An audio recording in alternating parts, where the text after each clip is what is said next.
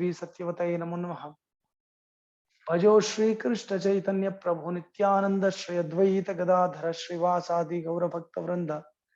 Hare Krishna, Krishna Krishna, Hare Hare, Hare Ram, Ram Ram, Hare Hare. Repeat please. Hare Krishna, Krishna Krishna, Hare Hare. Hare Ram, Ram Ram, Hare Hare. Shri Harinam Sankirtan Yajna ki jai. Shri Bhagavad Gita Mahagrantha ki jai. Srila Prabhupada ki jai. Srila Gurudev ki jai. Nitai Gaur Premande Hari Hari Bol. Okay. So we are continuing Bhagavad Gita. So we are reading from Bhagavad Gita as it is, Srila Prabhupada, which I think all of you or most of you have this text at your home. Most magnificent, most, I think there's no other time than this to actually understand the value of Bhagavad Gita and feel the necessity and also feel the urgency to actually go and seek the knowledge which is within Bhagavad Gita and try to apply it in our life so that we can see the life in a very new dimension. At the same time, we also understand the purpose of life, purpose of human existence. So we looked at Srila Sridhar Maharaj's introduction last few days, and today we are starting the introduction, which is written by Srila Prabhupada. So a few more days we are going to discuss the introduction part because it's very, very important, lays a great foundation before we start the chapter 1, which is Sainya Darshana. So if you have any questions meanwhile, so please feel free to ask me anytime, no problem at all. So we are starting from page number 2. So if you are reading Bhagavad Gita every day, you can also probably read few pages before you come to the class. So it will be easier because you might have some questions. Asking questions is very important because the person who is trying to explain Bhagavad Gita or who is reading Bhagavad Gita will have questions from the audience or from the Shrotrus who are hearing. Then I'll also be more encouraged and I can also get many answers from many different questions. So this is beneficial for myself as well. So Bhagavad Gita is also known as Gita Upanishad. It is the essence of Vedic knowledge, one of the most important Upanishads in Vedic literature. Of course, there are many commentaries in English on the Bhagavad Gita, and one may question the necessity for another one. What is the Upanishad? Why it has written as Bhagavad Gita is also known as Gita Upanishad. It is given the status of another Upanishads. There are 108 Upanishads. Upanishads means Upanishad means that itself has the answer. Come nearby and lend your ears to me. I will give you the knowledge. Means who is going to ask you to come nearby? A teacher is going to ask you, or a person who is answering the question is going to ask you, okay, come nearby, I'll give you the answer. Means there was a question posed, so the divine answer is coming down. So this is the meaning of Upanishads. So Upanishads were the questions asked towards Vedas, because when Vedavyas compiled the Vedic knowledge in different perspectives, I would say, because Rig Veda, Yajur Veda and Samaveda, these are the 3 Vedas he composed. Many people say 4 Vedas. Yes, there are 4 Vedas, but Vyasadeva compiled, because you can only say something in 3 different formats. You can either say in poetry or prose, or you can tell that musically, means by singing. Samaveda is in the singing note. Yajurveda is in the prose note. Rig Veda is in the poetry note. So this is how it's been classified.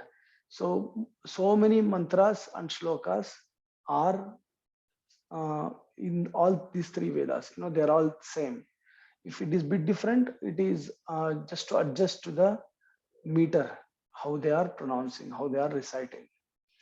But the knowledge of these three Vedas are pretty much, it is the same knowledge which is given in different formats. So Atharva Muni gave his own version. Own version means he gave how he looked at Vedas. It's a new dimension he gave. So that became the fourth Veda. Similarly, there is Panchama Veda, we say. Panchama, there's fifth Veda, sixth Veda, we say that, right? Panchama Veda means if someone gives a new dimension to something, we call that as Panchama Veda. So the whole Mahabharata, in one way, it is also called as Panchama Veda because it contains all the knowledge of the Vedas in Mahabharata. Similarly, the Gita Upanishad means the Upanishads which were asked, means the questions which were asked to understand the Vedas, because many people had a lot of questions. When you come up with a new light, you always have questions. So those questions needs to be answered. And the answered questions became Upanishads. There are 108 Upanishads. Upanishads are given a lot of importance and it gets a very high status because these are the wonderful questions which were answered. And when the question and answers are given, perfect question and perfect answer, it means then it has a very wonderful value. When we were studying, if you all remember, we used to have a book called Question Book. It's called what is it called? We used to guide book or something like that, where the whole, if you don't have much time to go through every line of the textbook, you just study this guidebook where it will have concised form of the whole textbook in the form of question and answers. Each chapter, let's say the textbook has 20 chapters, this guidebook will have 20 chapters again with several questions in each chapter. So whereas you don't have to frame a question to understand the proper chapters, the questions are already framed. We used to get such wonderful guidebooks where each and every paragraph of that book, or they might combine one or two paragraphs, so they'll be so intelligently forming the questions so that the whole subject matter of that chapter is covered. They will not leave out anything. So if you don't have much time or intelligence to understand the text and form your own questions and get the answers from it, so people used to turn towards this guidebook. Similarly, Vedavyas compiled Upanishads, which became great questions and great answers in the form of question and answer format. He gave great knowledge. So it has a very high status in the Vedic realm, in the Vedic culture. So many other texts also becomes Upanishads when they spread the light in the same direction. So Bhagavad Gita is also given the status of Upanishad by calling it as Gita Upanishad, because it is a cream of the whole Mahabharata. It is the cream of Mahabharata. It is the essence of Mahabharata. In fact, the Mahabharata, whole Mahabharata was played so that Krishna could speak Bhagavad Gita to Arjuna.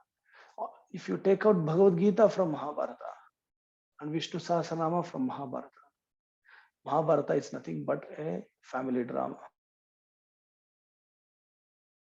It is no different to any other novel which is written or anything like that, because it is all about the family relationships and the misunderstandings and the fight between families, which turns into a fight of nations, and in fact it's a world war. So it is all the emotions are power packed in Mahabharata. All emotions. There's ego there. There is anger there. There is pride there. There is moha there. Everything you can think of, and there are a lot of emotions there, sentiments there, All these things are power packed. But there is a reason why this family drama, the play took place, so that Krishna could actually speak the supreme absolute truth, which will help the whole mankind for the coming thousands and thousands and thousands of years. So we can see that even till date, 5,000 years has passed, but the knowledge is ever fresh, intact, which applies to the current date also. So that is such is the power of the everlasting, ever fresh, ever youth Bhagavad Gita, because it is coming from the absolute person. The knowledge will always be absolute, which will apply to all time, place, and circumstance. So it is the essence of Vedic knowledge. In one way, Mahabharata is called as the essence of Vedas. So the essence of Mahabharata is why it is called actually the essence of Vedas, because it's got Bhagavad Gita in it.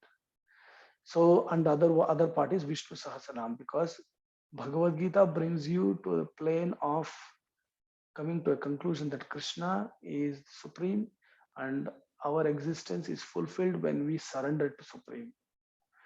And Vishnu Sahasranama continues from there by glorifying that Supreme. So we glorify Supreme with these 1,000 names. 1,000 names means doesn't mean he's limited to 1,000 names. He's unlimited.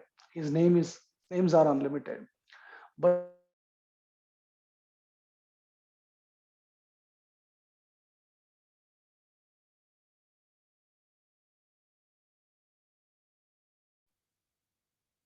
ಕೇಳಿಸ್ತಾ ಇಲ್ಲ sir. you're not able to hear at all? ಈಗ okay. Okay, it's a bit weird. Even the other day, we had the same issue. How about Tarak Prabhu? Can you hear me clearly? Prabhu, yeah, I can hear now. But for a while, I couldn't hear. Oh, well, for how long? Maybe just maybe 10-15 seconds. That's all. Okay. So please let me know if it happens Okay. again. I don't know what's the problem. Maybe the Bluetooth issue or something like that. So yeah, what I was saying was Bhagavad Gita is the cream of the cream, the essence of the whole Vedic scriptures, and the whole stage was set up. Mahabharata war, the stage was set up so that Bhagavan could speak his song, speak the knowledge to the whole mankind. So it is not just for Arjuna. Arjuna was a medium. In fact, Arjuna was a great scholar, great devotee. He could understand everything just from the glance of Bhagavan's glance. Means just from the eye contact, he could understand everything. But he was still used so that we can all benefit. So Arjuna even gets the avesh, means he is covered in one way. He is covered by a sort of yoga maya, where he asks and he feels that he should not fight. He puts down his, which is unbelievable for a kshatriya like Arjuna to do that in the battlefield. Can you imagine? Just imagine a warrior, a soldier going for a war.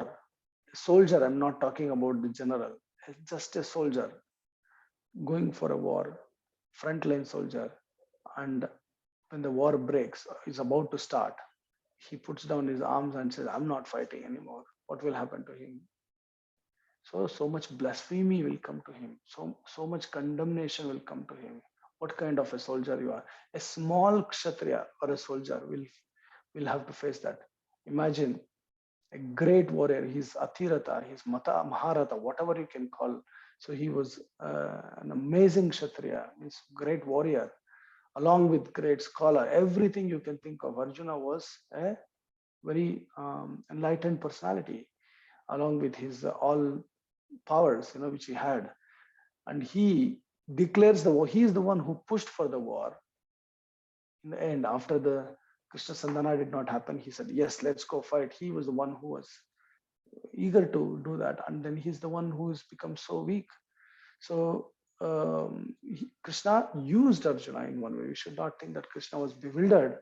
Krishna was, Arjuna was bewildered, but Arjuna did act as he was bewildered, and it was his gift for us in one way, that because of that he could pose wonderful questions and Krishna could speak wonderful answers to us. So Bhagavad Gita is also known as Gita Upanishad because it is given status of Upanishad. It gives wonderful answers for a wonderful question. That's what it means.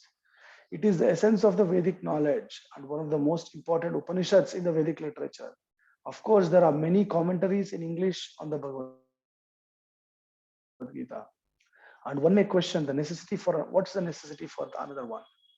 This present edition can be explained in the following way. Srila Prabhupada is writing this a long time ago. He's writing this. What is the necessity of another English translation? This present edition can be explained in the following way. Recently, an American lady asked me to recommend an English translation of Bhagavad Gita. Of course, in America, there are so many editions of Bhagavad Gita available in English. At that time, what to talk about now? But as far as I have seen, not only in America, but also in India, none of them can be strictly said to be authoritative because in almost every one of them, the commentator has expressed his own opinions without touching the spirit of Bhagavad Gita as it is. Means they have tried to meddle with Bhagavad Gita with their some kind of motive. It might be socialistic approach, might be capitalistic approach, it might be impersonalism, it might be nationalism. So many isms. Radhakrishnan has written commentary also, but it was completely from the impersonal interpretation. Impersonal means ultimately concluding that everything is one, and there is only a pocket of energy, light. So you merge with that light, aham brahmasmi. That is the concept. So ultimately, what is the Bhagavad Gita needs to teach us? That Krishna is supreme, Krishna is Bhagavan, and we are all part and parcel of him. And for us to escape these nations of material existence, we have to surrender to his lotus feet. And in what? In a proper loving relationship, we have to surrender, not thinking that aham brahmasmi, I'm God. Then in the whole Vedic concept of the supreme as Bhagavan is lost. So in one way, we are trying to misguide the whole society. So there are a lot of commentaries. That's what Prabhupada is saying here. He's saying none of them can be strictly said to be authoritative because in almost every one of them, the commentator has expressed his own opinions.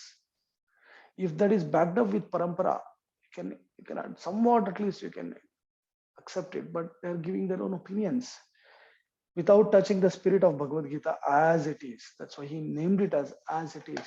No alterations, no adulteration, no meddling with your own mind's sentimental thoughts. It is all presented as it is. We don't have to even try and squeeze out some meanings of Bhagavan's words. It is very direct. That's why Bhagavad Gita as it is by Prabhupada is first laying the foundation to understand that. Just understand how Krishna is speaking his words as it is. Then once we get the cream of it, once we understand this is the philosophy behind Bhagavad Gita, then we can extract the hidden meaning. Always there is hidden meaning. There's unlimited hidden meanings within Bhagavad Gita. That's why it's ever fresh. Then you can extract the hidden meaning in the same line. Do we follow? So it is not basically go and find some new interpretation. It's not about new interpretation. It is how interpreted by Bhagavan.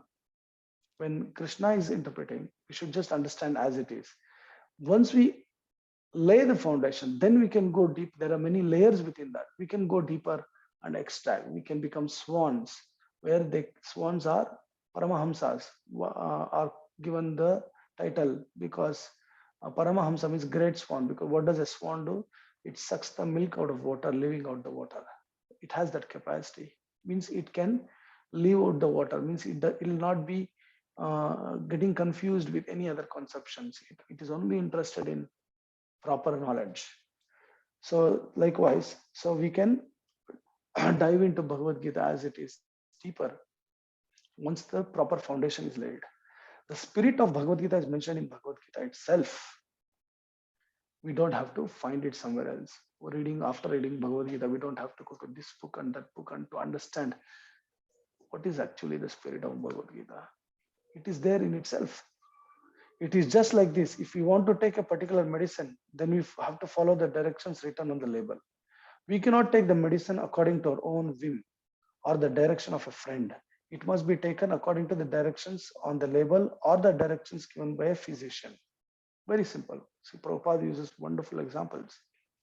He was a chemist um, by his profession. So he's just using his own profession's example. So we have Tarak Prabhu here, who is a pharmacist. If I'm wrong, please correct me. So we have to follow the directions written on the label. We cannot take the medicine according to our own will.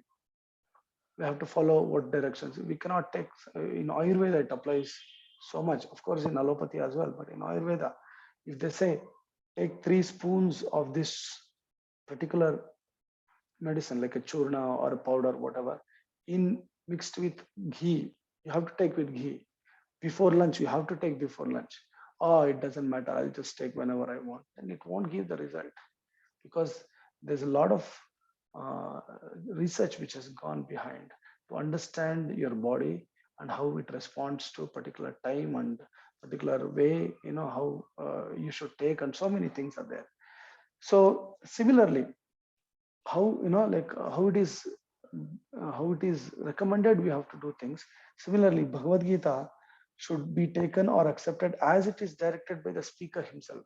When the speaker himself is directing you, what's the necessity? Because that is why it gets a very high position, Bhagavad Gita, because there are so many instructions of God himself in many texts. But why Bhagavad Gita only? In fact, Krishna himself speaks Gita 3 times. Bhagavad Gita to Arjuna on the battlefield, Anu Gita to Arjuna again many years later, and Uddhava Gita to Uddhava, which comes in Bhagavatam. All 3 Gitas are amazing. Uddhava Gita is also like it is the Upanishads of Bhagavatam, means it is actually the question and answer of Bhagavatam. But Bhagavad Gita is given the most amazing status because it is the direct voice of Krishna. In Uddhava Gita, even though Krishna is speaking, he is giving examples of, means he is narrating the same knowledge through the stories of many different personalities. Here, even when he tells to Arjuna, Anugita later on, it's called Anugita, same knowledge is given, but in a different format. He's saying to Arjuna, okay, look, I told you directly, you didn't get it. Now I'll tell you in an indirect manner, in one way with story formats, then you might understand. That was his conversation with Arjuna later on. But Bhagavad Gita, we don't have to consider it as some stories. That is why Krishna is saying his direct questions were posed to him by Arjuna, and he is giving direct answers to Arjuna. With examples, he does that. So that is why it gets a very special position here.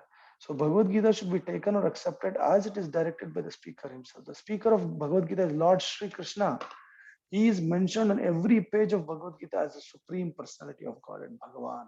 Every page, means every time Arjuna is posing a question, he is using different names of Krishna.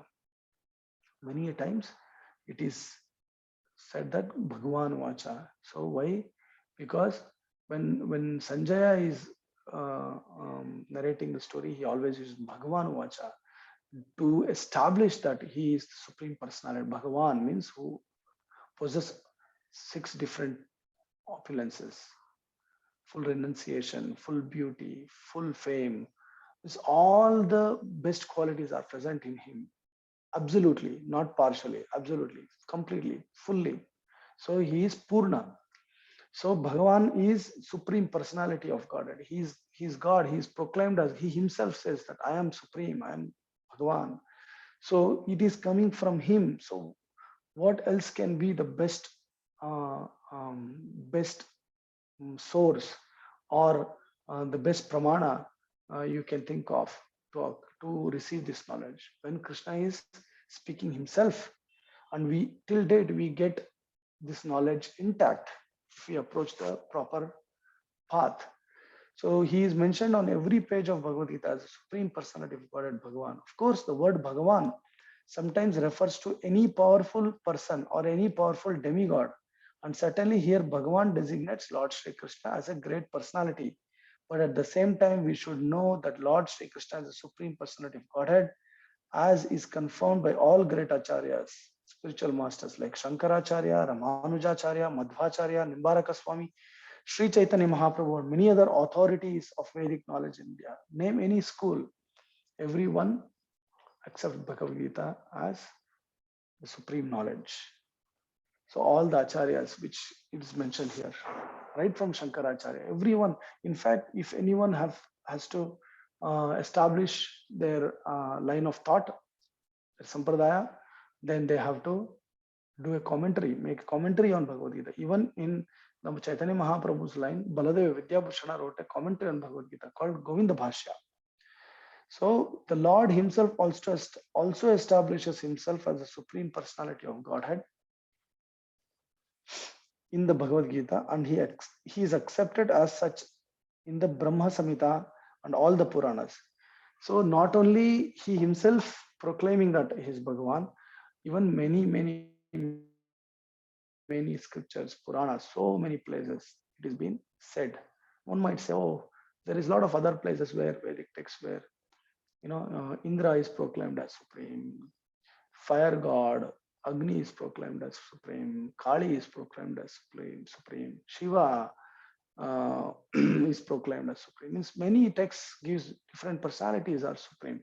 So similarly, a few texts might be for Krishna or Vishnu. So this is how it is. So we all follow to our hearts.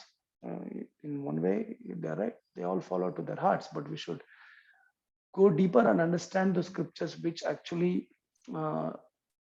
proclaiming a particular personality as supreme, and understand how and why, and in fact even the other names all belongs to Krishna. Even Agni means Krishna, Vayu means Krishna, Shiva means Krishna. We can interpret even in that way. Okay, one might say, oh, you're just interpreting. Okay, even if you look at it that way, the extensive proclamation which has happened, and even the other personalities have proclaimed that, means those personalities, Agni, Vayu, Shiva, have proclaimed as Krishna. But how do you prove that Krishna is supreme? We cannot just prove from the scriptural point of view. No way. Such is the beauty of the spirituality. How do you say Krishna is supreme? How do you say Krishna is supreme? It is very hard. Prabhupada was asking this question to his disciples. Once he said, how do you say Krishna is supreme? Oh, Bhagavad Gita says, oh, many other texts says many others are supreme. Quran says Allah is supreme. Bible says Yahuwah is supreme.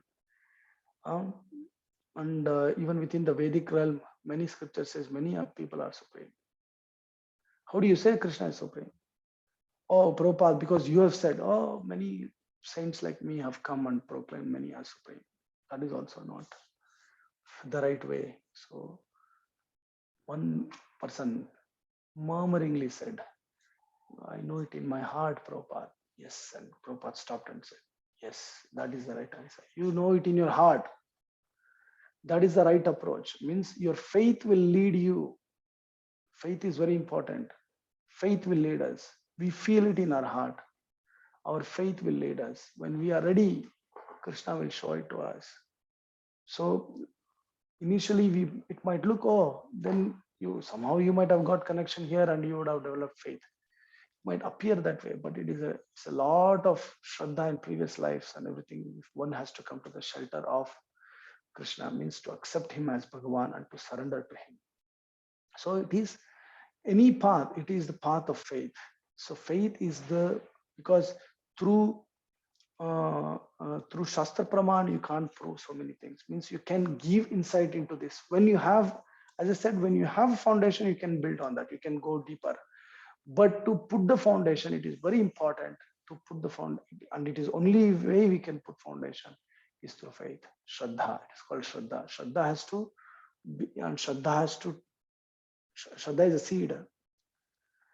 Shraddha cannot be manufactured. Seed cannot be manufactured. Seed is sown only. It cannot be manufactured. Seed is sown. You cannot make a seed. Cannot make a seed. Seed has to come from another seed, another plant. So Shraddha is planted in us. That seed is planted in us. Shraddha is a living and organic thing. It is not something which is coming from somewhere. It is something which comes from the bottom of our heart. We develop some faith to come to this path, and then that is grown through knowledge. So knowledge supports, knowledge helps Shraddha to strengthen. So when we have some faith, then that faith is strengthened by when we hear more about that particular thing and gain knowledge. It gives conviction, and then we improve that. So that seed sprouts and becomes a very small seedling, and from there it grows, it becomes a plant, then it becomes a huge tree, which pierces through all different misconceptions and different realms and reaches the lotus feet of Krishna. Only through Shraddha we can go up. Initially it is weak and it is very vulnerable. And Shraddha is weak, we can fall down, means we can leave the process, because it is not yet, small plants by wind, hurricanes, insects, animals, so many, and water needs to be poured. Continuous watering needs to be done. Continuous nourishment needs to be given, because we are still weak. We are in that growing phase. We need the assistance from different perspectives. We need the shastras.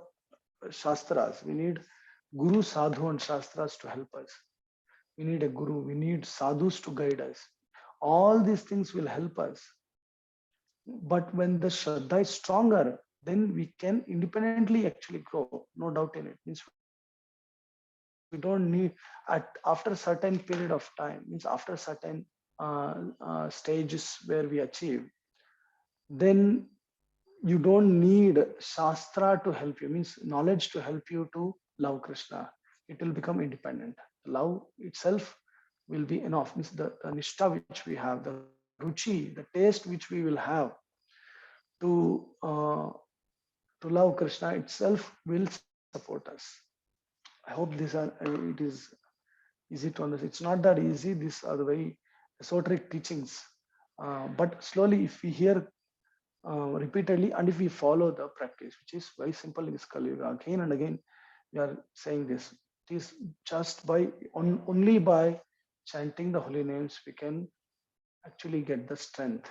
Our Shraddha can improve, and we can get Guru Sadhu Shastra actually by chanting. We might think, oh, I'm actually getting a nice association, I'm having a nice life. Even I'm not chanting much. This is good. We might think that way. It is not enough.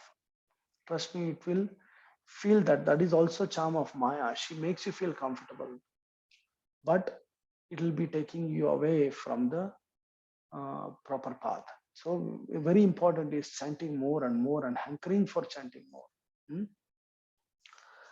So I think it will get disconnected now. So what I'll do is I will disconnect and please connect back.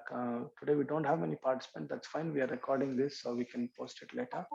So if you can connect back, that will be great. I'll just disconnect now.